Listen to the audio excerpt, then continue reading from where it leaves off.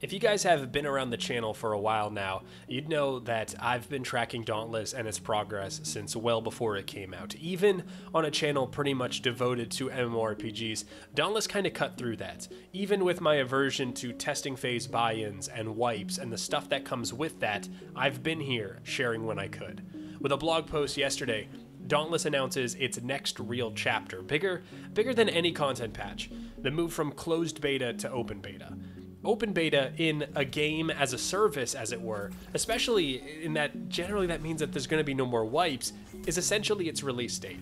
It is when the game will generate peak interest, peak player base, and the majority of first impressions happen, and just breathes new life into any game. Even more for a game like Dauntless, as in the wise words of Space Mom, "Oh, this is the power of free shit," so right. don't forget that. But as many of you may or may not know, Dauntless is and will be free to play. This means it's going to be a very hectic week or so for the network and IT guys over at Phoenix Labs, which is pretty strange timing as the open beta is coming on May 24th, which here in Canada, that's known as May 24 weekend. It's a long weekend that is a beloved quasi-holiday here in Canada that amounts to prolonged over-drinking and indulging, camping, and fireworks.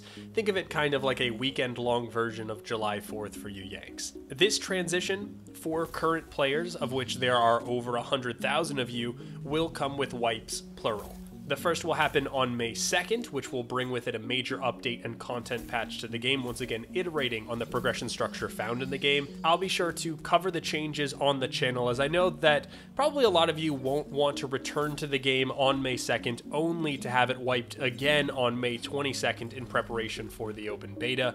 If you decide to play during that in-between period, in between those wipes, to reward you testing this phase of the game, there will be some sort of reward that is given out, but they haven't said exactly what it will be, and that will roll into open beta and onto that account. With that said, you may still want to get into the closed beta right now to test the game out, or to be eligible to play in between those two wipes to get that bonus sort of reward. So all of the keys that you see on screen right now are active closed beta keys, so good luck trying to snag one. This year, more players than ever have had the Monster Hunter genre put on their radar, and I love that. In Dauntless's case, they are closing in on 1 million players registered for open beta, and that number is probably climbing every day. With the game playing better than I imagined it would be performance-wise, like I still remember the sounds my computer made struggling to record footage, the team's communication, and large regular patches and development that always seems to push the game in a better direction. I'm wicked excited and can't wait to see what they do next.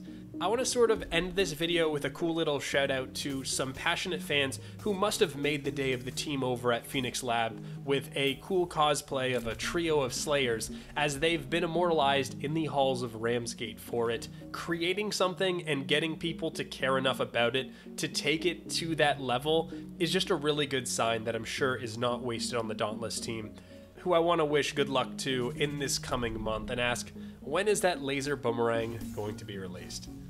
That's going to do it for me, guys. Until next time, this is Fevir. Peace.